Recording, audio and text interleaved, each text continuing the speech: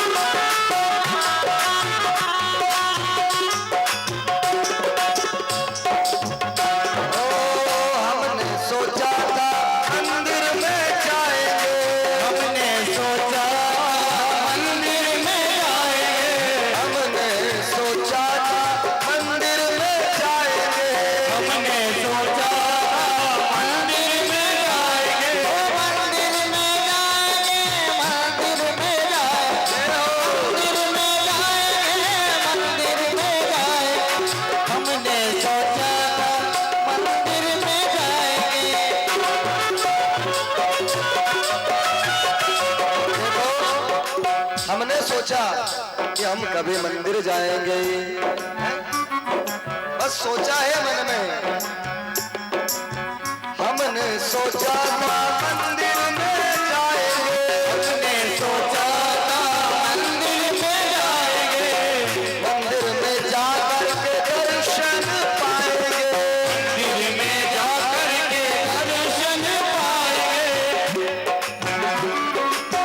सोचते ही सोचते आ गए मेहमान, सोचते ही सोचते आ गए मेहमान। सोचा मंदिर में जाएंगे, सोच ही रहे थे कितनी देर में मेहमान आ गए हैं। सोचते ही सोचते आ गए मेहमान, सोचते ही सोचते आ गए मेहमान। उसमें उलझन आती है बार बार, उसमें भी उलझन आती है बार बार।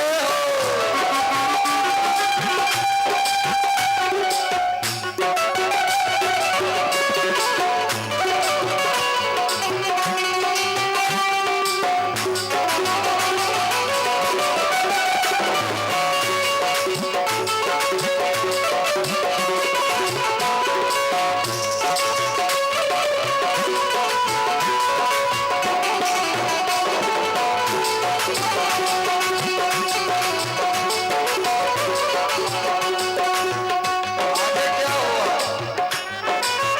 हमने सोचा था गंगा में जाएंगे, हमने सोचा था गंगा में जाएंगे, हमने सोचा था गंगा में जाएंगे, हमने सोचा था कि गंगा में जाएंगे, गंगा में जाकर के डुबकी लगाएंगे, गंगा में जाकर के डुबकी लगाएंगे। सोचते ही सोचते हो गए बीमार, सोचते ही सोचते हो गए बीमार। उसमें भी आती है उलझन बाजार, उसमें भी आती है आजम बाजार। आज हमारे बीच में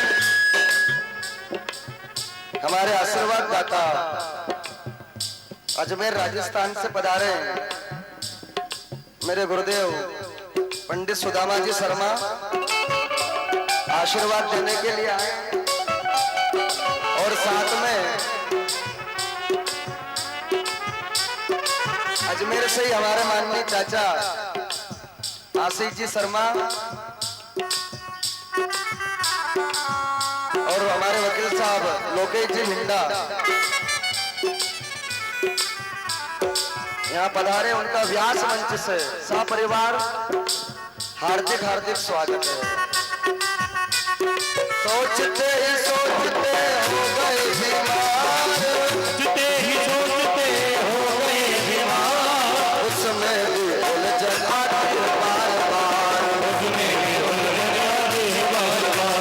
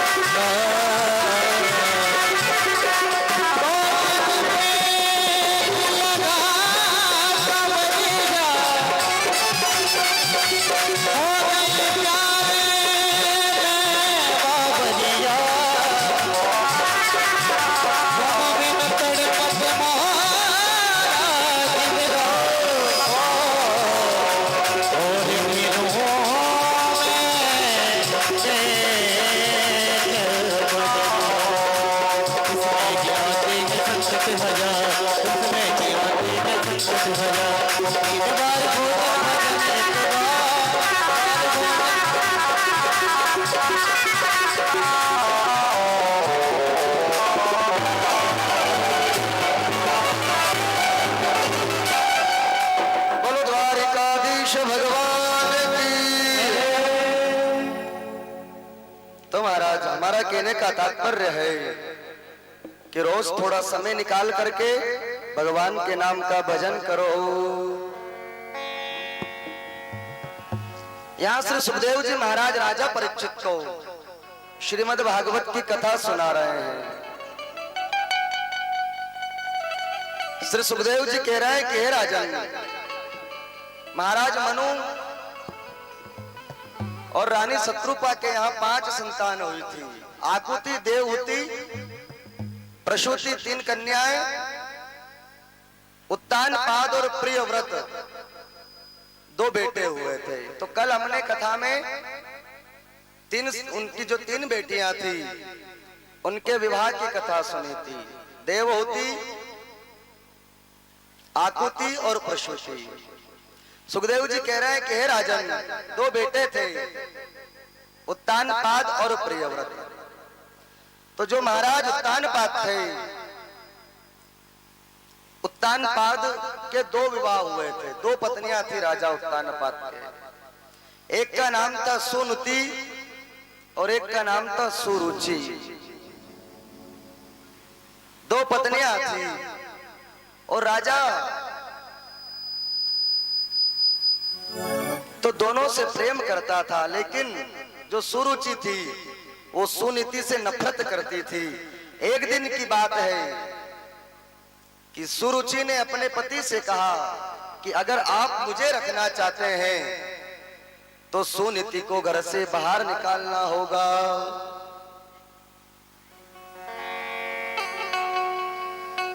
राजा विवश हो गया महाराज, और राजा ने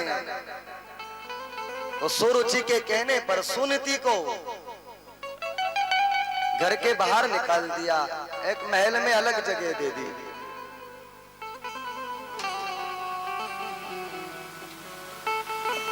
वैसे धर्म कहता है कि पत्नी एक ही होना चाहिए, 2 नहीं होना चाहिए। लेकिन आध्यात्म में अगर देखा जाए तो हर जीव की 2 पत्नियां हैं। जो सबके अंदर रहती है वो 2। एक का नाम सुमति, दूसरी का नाम कुमति। रामायण में लिखा है बाबा जी ने कि सुमति कुमति सबके उर रही। सुमति और कुमति नाम की बुद्धि, मति हर जीव के पास रहती है। और वो जो सुमति है वो हमसे कहती है कि सत्कर्म करो, अच्छा करो, दान करो, धर्म करो। लेकिन इतने में वो कुमति हावी हो जाती है महाराज जीव के ऊपर। वो कुमति कहती है नहीं, इनको करने से क्या होगा, इसलिए पत्नी एक होना चाहिए। यहाँ दो पत्नियां विडंबना खड़ी हो गई राजा उत्तानपाद के यहाँ। सुनीति को बाहर निकाल दिया, सुनीति प्रेम से बाहर रहने लगी महाराज। और एक दिन की घटना कि राजा कई जंगल में गया था घूमने के लिए, शिकार करने के लिए। और जब अधिक रात्रि हो गई राजा को, सो महल में गया जहां सुरुचि सो रही थी। राजा ने अनेक आवाज लगाई सुरुचि को, पत्नी जगो, लेकिन सुरुचि ने फाटक नहीं खोला राजा के लिए। राजा ने सोचा अगर ये नहीं खोल रही तो ठीक है, मैं सुनीति के यहाँ पर चला जाता हूँ। और महाराज कथा आती है भागवत में, राजा गया सुनीति के घर और मात्र एक ही आवाज लगाई, सुनीति ने दरवाजा खोला, राजा के हाथ जोड़े, उनके पांव धुलाए, भोजन कराया राजा उत्तानपाद को। और गुरुदेव कहते हैं कि उसी रात्रि में सुन नीति के यहाँ गर्भ रह गया। और उसी गर्भ से 10वें महीने में सुनीति के यहाँ एक बेटे का जन्म हुआ जिसका नाम था ध्रुव। बोलो ध्रुव जी महाराज की जय। एक बालक का जन्म हुआ सुनीति के यहाँ ध्रुव। बालक धीरे धीरे बड़ा हुआ महाराज। आज ध्रुव 5 वर्ष का हो गया। और एक दिन खेलते खेलते अपने राजमहल में चला गया। और जब वहां ध्रुव जी गए तो उत्तानपाद ने देखा कि ध्रुव आया, सो उसे उठा करके अपनी गोदी में बिठा लिया। इतने में सुरुचि आ गई वहां पर। सुरुचि ने देखा कि ध्रुव बैठा है गोदी में, सो सुरुचि ने ध्रुव का हाथ पकड़ा और हाथ पकड़ के नीचे उतार दिया। बोला उस बालक से सुरुचि ने कि ध्रुव अगर तुझे इस पिता की गोदी में बैठना है तो तुझे मेरी कोख से जन्म लेना होगा। और जा भगवान से बोल कि मुझे इस पिता की गोदी में बैठना है तो मेरी कोख से जन्म दे वो। और महाराज ध्रुव को चोट लग गई हृदय में कि कुछ भी हो, अब मुझे परम पिता की गोद में बैठना है। ध्रुव रोते रोते अपनी माँ सुनीति के पास आया। कारी माँ, आज छोटी माँ ने ऐसा किया मेरे साथ, पिता की गोद में से नीचे उतार दिया। तू मुझे ये बता भगवान कहाँ मिलेंगे? मैं परमात्मा को पाना चाहता हूँ, तू बता माँ भगवान मिलेंगे कहाँ? माँ ने कहा रे बेटे, अभी तू छोटा सा बच्चा है, कुछ जानता नहीं है और भगवान सहज में नहीं मिलते हैं। ऋषि मुनि अनेक वर्षों तक तप करते हैं, उसके बाद भी उन्हें दर्शन नहीं होता है। तुझे भगवान कहां से मिल जाएंगे? महाराज ध्रुव ने जब जीत करी तो माँ ने कह दिया बेटा भगवान जंगल में मिलते हैं। और ध्रुव ने आज अपना घर छोड़ दिया और निकल गए भगवान को ढूंढने। वो 5 वर्ष का छोटा सा बालक। ये शब्द की चोट है महाराज, क्योंकि बालक का हृदय कोमल होता है, कोरे कागज की भांति होता है। जो उनके हृदय में लिख दो वो लिखा जाता है। ध्रुव को शब्द की चोट लगी और घर छोड़ करके निकल गए ध्रुव। इसलिए कहा है संतों ने कि शब्द सवारे बोलिए, शब्द के हाथ न पाव, एक शब्द करे औषधि और एक शब्द करे घाव। इसलिए शब्द को संवार करके बोलना चाहिए कि कहीं मेरे बोलने से किसी का बुरा तो नहीं हो रहा है या उसे बुरा तो नहीं लग रहा। यहाँ ध्रुव जी निकल गए घर से। कथा आती है, रास्ते में नारद बाबा मिले हैं और नारद जी ने पूछा, बेटा कौन हो तुम और कहां जा रहे हो रोते रोते? ध्रुव ने कहा, गुरुदेव मुझे भगवान चाहिए, भगवान को ढूंढने जा रहा हूं। नारद जी ने कहा, भगवान ऐसे नहीं मिलेंगे। क्यों क्यों नहीं मिलेंगे? बोले, वो तो सहज में नहीं मिलता है, मिलता भी है तो मंत्र की आवश्यकता होती है महाराज, उस मंत्र का जाप करो तो प्रभु मिलेंगे। ध्रुव ने कहा, गुरुदेव आप ही मुझे मंत्र दे दो और मुझे परमात्मा से मिला दो।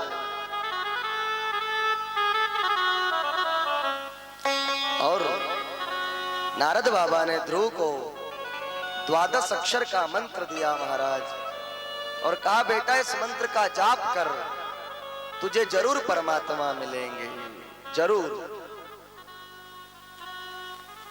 गुरु बिन भवन निधि तरहि न कोई, जो विरंच शंकर सम होई। अगर भगवान को ढूंढना है, एक दिन और कहा था मैंने, अगर भगवत प्राप्ति करना है तो गुरु चाहिए, बिना गुरु के वो मिलता नहीं है, गुरु चाहिए। और गुरु चाहिए, लेकिन गुरु भी बनाओ ना तो बड़े सोच समझ के बनाना, क्योंकि आज के समय में अनेक गुरु घूम रहे हैं।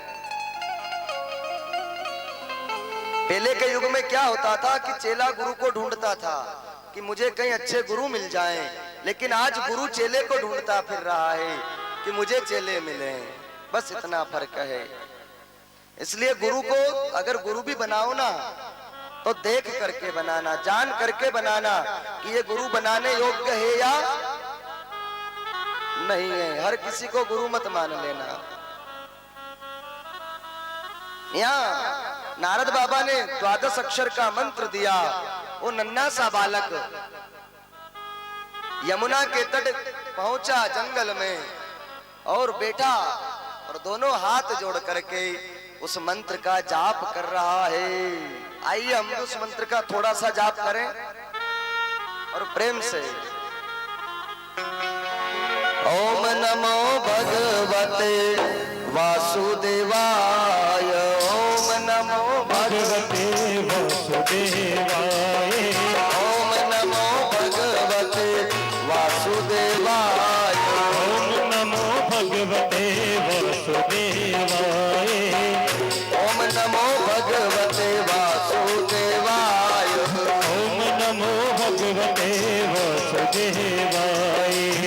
वासुदेवाय मेरो कृष्ण चंद्राय, वासुदेवाय मेरो कृष्ण चंद्राय, वासुदेवाय मेरो कृष्ण चंद्राय, वासुदेवाय मेरो कृष्ण चंद्राय।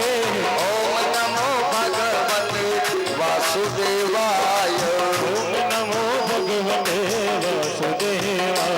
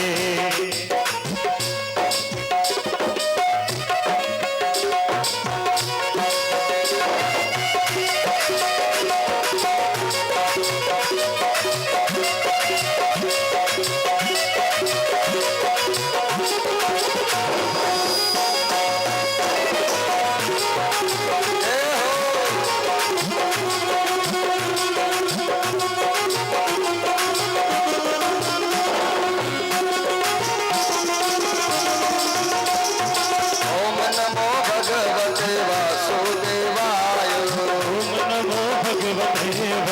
वासुदेवाय। देखिए हम भगवान सावरिया सेठ की गोद में बैठे हैं, है ना, और ये जो द्वादश अक्षर का मंत्र है ओम नमो भगवते वासुदेवाय, ये भगवान कृष्ण को सबसे प्रिय है। इसलिए दोनों हाथों से ताली बजा के और प्रेम से भगवान सावरिया सेठ से कहो कि ओम नमो भगवते वासुदेवाय। ओम नमो भगवते वासुदेवाय। वासुदेवाय मेरो नंद नंदनाय। वासुदेवाय मेरो नंद नंदनाय। वासुदेवाय मेरो नंद नंदनाय। वासुदेवाय मेरो नंद नंदनाय। वासुदेवाय मेरो वेंकटेशाय। वासुदेवाय मेरो वेंकटेशाय। ओम नमो भगवते वासुदेवाय। ओम नमो भगवते वासुदेवाय। ओम नमो भगवते वासुदेवाय। ओम नमो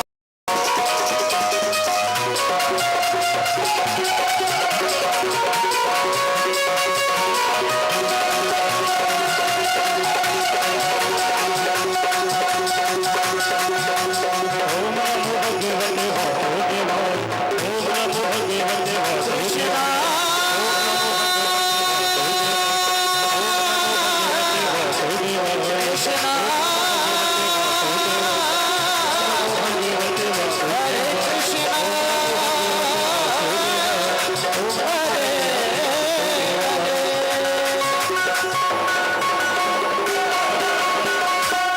बोलो सावरिया सेठ की जय। जय श्री राधे।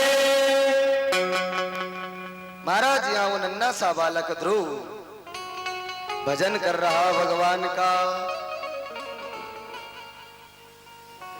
भजन करते करते कुछ दिन बीत गए, लेकिन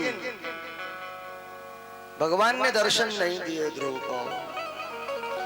एक दिन ध्रुव ने सोचा कि मैं बैठा हूं और मैं बैठ के भजन कर रहा हूं, हो सकता है इसलिए भगवान प्रसन्न नहीं हो रहे होंगे। तो ध्रुव खड़ा हो गया और खड़े होकर के ध्रुव भजन कर रहा है। खड़े होकर के भजन किया, भगवान नहीं आए महाराज। ध्रुव ने खाना छोड़ दिया और एक दिन की घटना है, ध्रुव ने पानी पीना भी बंद कर दिया। एक पांव पे खड़ा है ध्रुव और हाथ जोड़ करके आंख बंद करके ओम नमो भगवते वासुदेवाय बस भजन कर रहे हैं ध्रुव जी। जब भी भगवान नहीं आए खाना पीना छोड़ने के बाद भी, तो नन्हे से बालक ध्रुव ने आज अपनी श्वास को अवरुद्ध कर ली। और कल मैंने कहा था कि श्री सुखदेव जी बाबा ने राजा परीक्षित को सबसे पहले कहा कि हे राजन, अगर तुझे मोक्ष चाहिए, भगवत प्राप्ति चाहिए, तो इन नियमों का पालन करना होगा, तब जाकर के तुझे फल मिलेगा। कौन से? जिता सनो जित श्वासो जित जितेंद्रिया। राजन, सबसे पहले आसन को जीतना होगा, जितासनो। फिर जित श्वासो, श्वास को जीतो, अपनी इंद्रियों को जीत लो।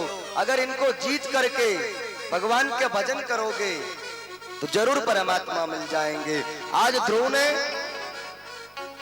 अपनी श्वास को रोक ली और भजन प्रारंभ है। ओम नमो भगवते वासुदेवाय। महाराज, जैसे ही उस भक्त ने श्वास को रोकी, महाराज आकाश फटने लगा, हवा चलने लगी, धरती डगमगाने लगी उसके तप से। स्वर्ग में इंद्र का सिंहासन डगमगाने लगा। सारे देवता ब्रह्मा जी के पास गए, हे ब्रह्मा जी महाराज, ये क्या हो रहा है, क्या हो रहा है ये?